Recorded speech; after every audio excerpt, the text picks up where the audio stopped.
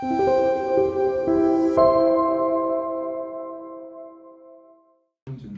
이제 큰 박수 하는 게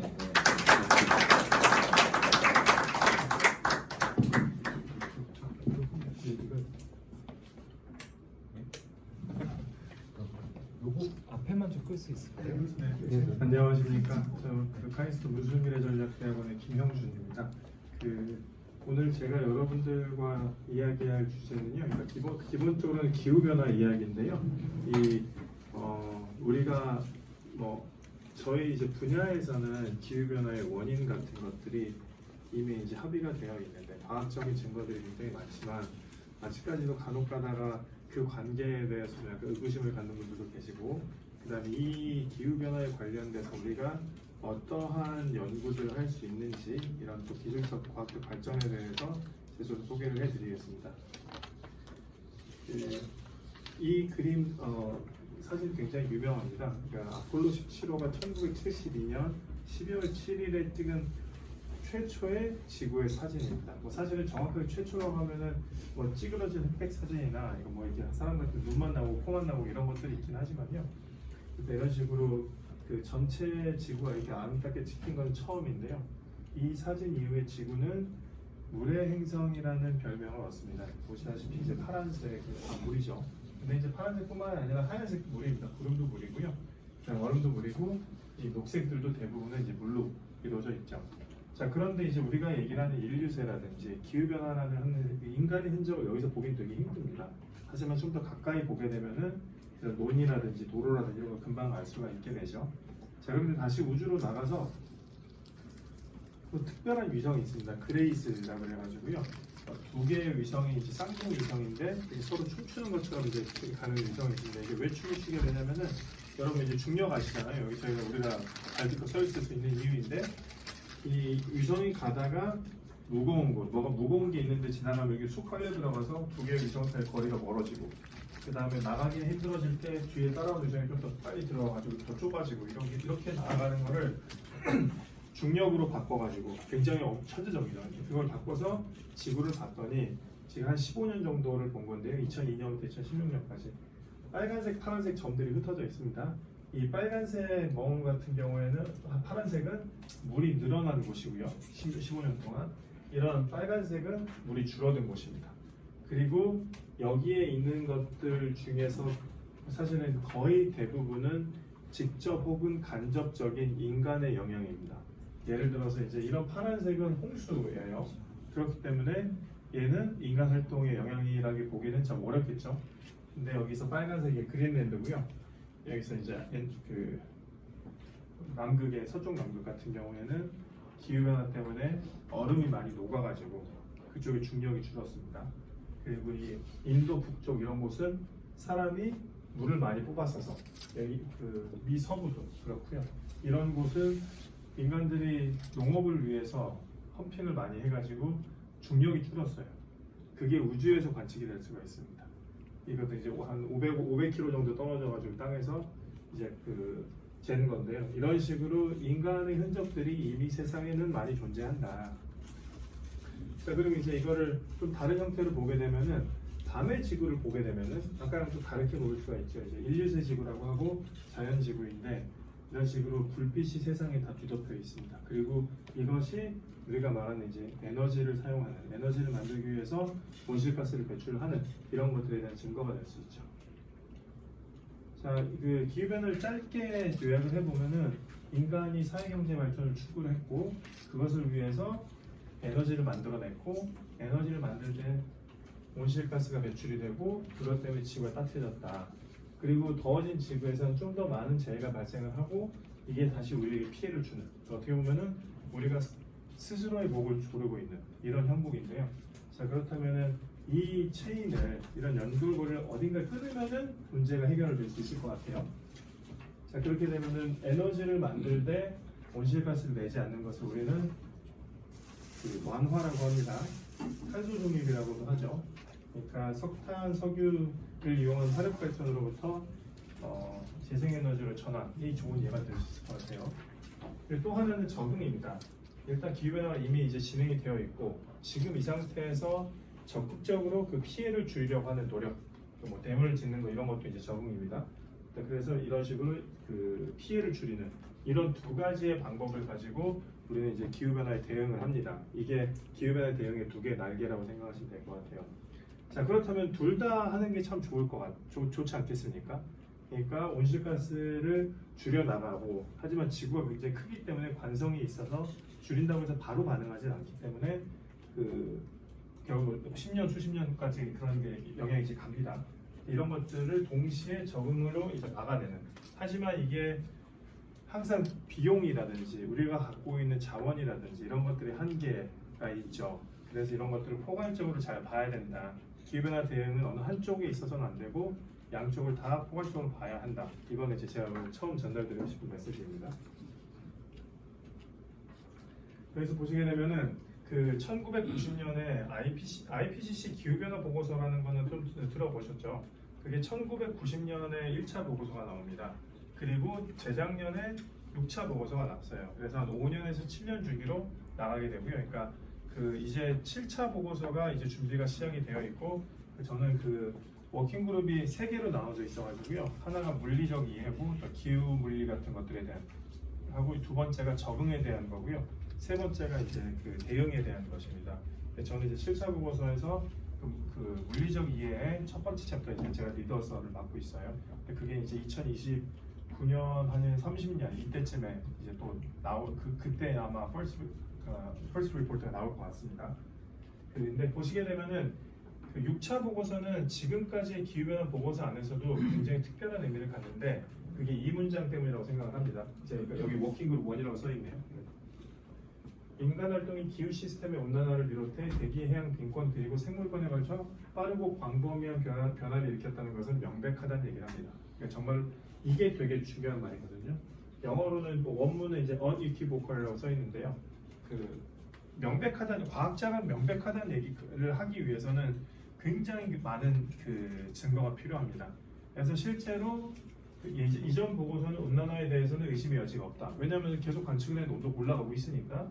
하지만 인간활동 영향에 대해서는 가능성이 매우 높다는 표현을 이용을 했고요. 이건 5차 보고서의 얘기고요.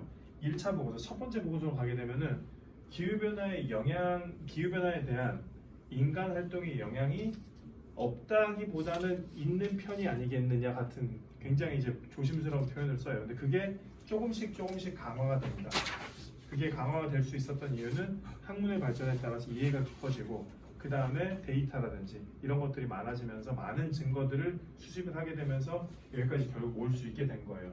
이제 7차 보고서를 써야 된 저희 입장에서 이것보다 뭘 얘기해야 될지 잘 모르겠습니다. 근데 그때는 또 몇 년 후에 제가 보고해드릴게요.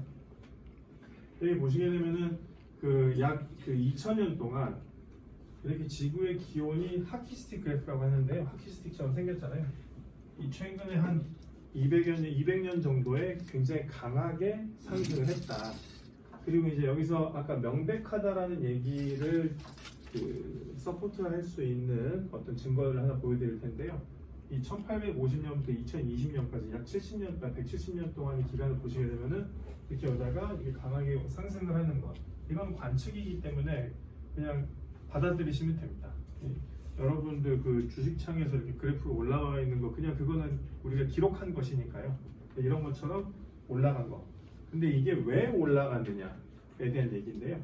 그래서 보시게 되면 선이 두 개가 더 있어요. 하나는 갈색이고 하나는 녹색인데, 갈색 선과 녹색 선 둘 다 시뮬레이션입니다. 컴퓨터 시뮬레이션이에요. 모델링인데, 갈색은 사람이 있는 지구고요. 녹색은 사람이 없는 지구입니다.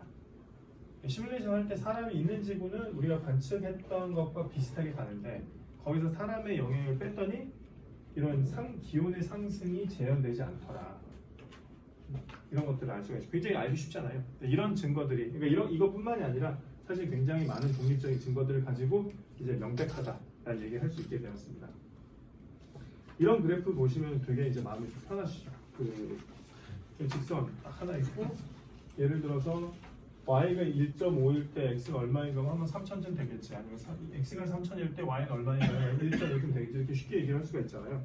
이게 인간이 지금까지 배출해온 누적 이산화탄소, 누적이 중요합니다. 누적 이산화탄소의 양과 지구가 기온이 상승한 양에 대한 그 그래프입니다. 비례 그래프예요. 뭔가 복잡하지 않습니다. 우리가 딱 낸 만큼 기온도 올라가고 그렇다면 우리가 좀 덜 내면 덜 올라가고 안 내면 안 올라가고 있는 걸 빼내면 내려가겠죠. 자, 이거가 이제 근데 기후 변화에서 우리가 가장 많이 듣는 숫자가 1.5죠. 그러니까 기후 변화의 마지노선 1.5도 이런 얘기 하잖아요. 작년에 넘었는데요. 일단 여기서 얘기하는 1.5도는 좀 긴 시간 동안 평균이기 때문에 작년과 같이 1.5도가 넘은 해가 이제 좀 연속적으로 좀 생기게 되면 그제서야 이제 여기서 말하는 1.5도인데요. 그래서 아직은 시간이 좀 있습니다.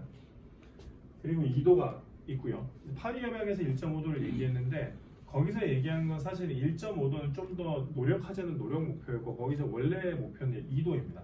2도까지 그러니까 그 well below 2 degrees Celsius에서 충분히 2도보다 낮게 가자. 그리고 가능하면은 1.5도까지 노력을 한다. 그래서 근데 이제 어느 순간부터 계속 이제 1.5도가 나오고 있는데요. 여기가 지금 우리가 있는 곳입니다. 여기가 있는 곳인데 이산화탄소를 그러면은 1.5도에 막기 위해서는 3,000 기가톤까지 낼 수 있어요. 근데 우리는 지금 2,500 기가톤 정도까지 냈습니다. 그러면 우리가 더 낼 수 있는 게 한 500 기가톤. 이걸 이제 우리가 탄소 예산이라고 하는데요. 쓰레기 매립지 같은 거 생각하시면 될 것 같아요. 쓰레기 매립지가 딱 이만큼 있는데 우리가 3,000짜리 쓰레기 매립지가 있는데 지금 2,500까지 낸 거예요. 그러면 이제 더 낼 수 있는 게 한 500 있는 거고 그러면 그 매해 인간이 얼마나 내면은 이 공간이 없어질까 쉽게 계산할 수가 있잖아요.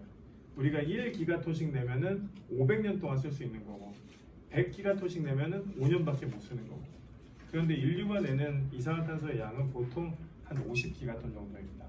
그러니까 10년 정도밖에 못 쓰는 거죠. 자, 그런데 사실은 이게 한 2017년 정도입니다. 그렇기 때문에 이미 10년에서도 한 7년 정도 쓴 거예요. 그러니까 지금 작년에 1.5도가 넘었고 만약에 올해도 넘고 내년도 넘는다면은 이 그래프에서 우리가 얘기하는 것처럼 얼추 10년에 이걸 다 쓰는 이런 형태가 되는 겁니다. 그리고 제가 이런 이야기를 뭐 하루 이틀 한 거는 아니지 않겠습니까? 이거 이제 10년을 넘게 이런 얘기를 하고 있는데 이거는 6차 보고서고요. 5차 보고서에서 제가 이제 앞으로 한 15년밖에 안 남았어요. 이런 얘기를 했었죠. 근데 이제는 뭐 내후년에 좀 지나가고 나면 이제 우리는 다 뭐 망했습니다. 이런 얘기를 해야 되나 저는 그때는 또 어떻게 벌어질지 저도 궁금하긴 한데 지금 상황에서 봤을 때는 굉장히 간단한 산수 위에서 살고 있고 이 산수 위에서 우리가 할 수 있는 것 되게 명백하다라는 걸 말씀을 드리고 싶습니다. 좀 더 풀어서 설명을 드리면요. 산업혁명 이후에 이산화탄소 증가해서 지구 기온이 증가했는데 이걸 좀 펼쳐서 보게 되면은 각 나라가 얼마만큼 기여를 했는지가 볼 수 있어요. 이를테면 미국, 중국, 러시아 어쩌고저쩌고 해서 한국 전 세계 국가가 190개가 좀 넘으니까 여기 한국이 17이면 얼추 한 10%라고 할게요. 10%라고 할게요. 자, 그러면은 그 상위 10%의 나라가 이산화탄소 전체 배출량의 한 80%를 차지합니다. 나머지 180개 정도에 된 나라가 여기 있는 거예요. 되게 미미하죠. 한국도 미미해 보이긴 하지만 그런 나라들에 비하면 상당히 많이 배출을 하고 있고 이거는 이제 누적 배출량이기 때문에 우리나라가 굉장히 고도 성장을 했기 때문에 그 지금 현재 배출량은 상당히 큽니다. 그 아마 5손가락 정도에 됐던 걸로 제가 기억을 하는데요. 지금까지 다 이제 누적을 하게 되면 그래도 이런 큰 나라들보다는 빨리 발전했던 선진국보다는 적은 편이긴 하다. 근데 이게 아까 이게 그 비례라고 했잖아요. 계산을 쉽게 하기 위해서 1도 상승했다고 생각을 해볼게요. 작년에 1.5도 상승했지만 그러면은 지구가 1도 상승하는데 미국은 혼자서 한 0.2도 상승시켰어요. 중국은 혼자 0.15도 정도 상승을 시켰고 한국은 0.015도 정도 상승을 시켰습니다. 자, 근데 문제는 뭐냐면은 이런 상승된 지구 때문에 더 기온이 상승을 해서 재해가 많아졌잖아요. 그럼 이 재해가 어디에서 일어나느냐? 그러면은 우리나라에서 이를테면 3년 전에 포항제철이 침수가 돼가지고 굉장히 큰 피해가 있지 않았습니까? 그렇다면 그게 기후변화 때문에 일어났다면 그게 누구 책임인가? 미국이 한 피해의 한 20% 보상을 해야 되는 게 아닌가? 이런 생각을 할 수가 있죠. 그리고 이제 그런 얘기를 이제 제가 좀 해드리겠습니다. 혹시 이 사진의 공통점을 어떻게 생각하세요? 이 사진의 공통점이 뭘까요? 라면은 제가 이런 질문 하지 않죠. 그 오타니 쇼헤이 선수는 작년에 그 메이저리그 역사상 최초로 50홈런 50도루라는 그 이정표를 세웁니다. 근데 그해 같은 해 여름에 교토는 50폭염일과 50 열대야일을 그 관측 사상 최초로 기록을 하게 됩니다. 그리고 올해 그러니까 불과 그 이틀 전이죠. 서울이 117년 만에 최고 기록 갱신하고 요즘에 어마어마하게 덥죠. 근데 여기서 뭐 간단하게 말씀을 드리면은 최근에 저희가 했던 연구 중에 하나가 그 최근에 폭염, 그러니까 전 세계적인 폭염 패턴이 좀 변하고 있다라고 하는 것을 논문을 냈는데요. 이게 유럽, 그 다음에 중아시아, 그 다음에 그 동아시아 이런 식으로 땅 이런 저희 웨이브 트레인이라고 하는데요. 기차처럼 이런 이 폭염 패턴이 나타나는 게 있습니다. 여러분도 요즘에 아마 뉴스에서 유럽도 굉장히 큰 폭염이 있었다라는 걸 들으셨을 거예요. 아마 우리나라 폭염 오기 직전에 그런 식으로 이렇게 전달돼서 오는 거거든요. 이제 거기에 더해서 이제 동풍 얘기도 들으셨죠. 아마 들으셨을 텐데 이제 동풍 같은 경우에 오게 되면 우리나라는 산맥이 있어가지고 옛날에 녹새바람이라고 이제 양간지풍이라고 하는 이런 현상이 이런 지역적인 현상과 지구적인 현상이 딱 겹쳐져서 생긴 게 이번 폭염입니다. 그리고 이제 아마 앞으로 발달해야 될 폭염은 여름에는 이제 북태평양 고기압이라는 게 이제 또 우리나라를 포함한 동아시아에 굉장히 큰 영향을 주는데요. 그거랑 이제 더웠을 때 역대급으로 더웠다는 게 94년, 2018년 하고 작년인데요. 그게 이제 우리가 말하는 역대 1, 2, 3 더위인데 그 위에 티벳에서 올라오는 고기압이 이제 이불처럼 또 덮입니다. 그래서 소위 말하는 열돔이 만들어지는 게 이제 앞으로 올 폭염은 이제 그렇게 만들어질 거고요. 이번에 만들어진 건 이제 그런 현상으로 만들어지고 있습니다. 이제 이게 기후 변화 때문에 어떻게 바뀔 것인가. 근데 사실 이제 제가 오늘 폭염 얘기는 안 가져왔고요. 그 대신 이제 그 호우에 대한 것을 제가 좀 예를 보여드릴게요. 자, 그래서 아까 그 피해 얘기를 했습니다. 자, 우리나라에서 피해가 있었어요. 그러면 그걸 누가 책임질 거야? 그 3년 전에 이집트에서 기후변화 당사국 총회 27차 당사국 총회가 열렸는데요. 거기서 그 합의가 된 의제가 있습니다. 로스 앤 데미지라고 해서 피해와 그 로스, 손실과 피해입니다. 네, 손실과 피해라는 의제가 있었고 이게 무엇이냐면은 기후변화 때문에 피해가 생긴다면은 그걸 어떻게 보상할 것인가 그겁니다. 그러니까 그해 파키스탄의 역대 최악의 홍수가 있었어요. 전 국토의 3분의 1이 피해를 입는 홍수가 있었습니다. 근데 파키스탄은 지금까지 배출한 양이 아프리카랑 파키스탄을 다 더해봐야 4%가 안 되거든요. 자, 그렇다면 거기서 만들어진 피해는 누가 감당을 해야 되는가? 아까 같은 논리라면은 미국이 한 20% 감당하고 중국이 한 15% 감당하고 이렇게 해야 될 거 아니에요. 근데 그런 비슷한 것에 대한 합의를 합니다. 글로벌 실드 형태로 기금을 모아서 월드뱅크가 이제 운용을 하고 피해 보상하는. 그리고 올해 그게 이제 처음으로 집행이 되는데 제가 그 집행이 되면은 좀 더 해서 또 다른 기회에 소개해드리면 좋을 것 같아요. 자, 이런 것들이 필요한 이유는 최근에 20년 동안 자연재해 때문에 사망한 숫자가 130만 명이 넘습니다. 전 지구적으로. 그럼 130만 명 중에서 90% 이상은 이상기상으로, 극한기상으로 죽었어요. 홍수나 가뭄이나 폭염이나 한파나 뭐 이런 것들 죽었습니다. 자, 그리고 여러분도 잘 상상하기 쉽겠지만 최근의 20년과 그전 20년을 비교를 했을 때 경제적 피해는 250% 이상 증가했어요. 그리고 잘 아시겠지만 그러니까 전 지구의 인구는 당분간은 증가합니다. 적어도 10년, 20년 더 증가하고요. 그 다음에는 이제 시나리오에 따라서 약간 분기가 되긴 하지만 적어도 앞으로 10년, 20년, 30년 정도까지 이제 증가를 해요. 그리고 아주 길진 않죠. 지구가 하는 입장에서. 그래도 그러니까 인간의 그 소위 말하는 자본주의가 만들어진 이후에 세계 경제는 우상향을 했습니다. 플럭츄에이션은 있지만. 그래서 그것도 아마도 앞으로 더 올라갈 확률이 좀 더 높겠죠. 어떻게 될지 모르겠지만.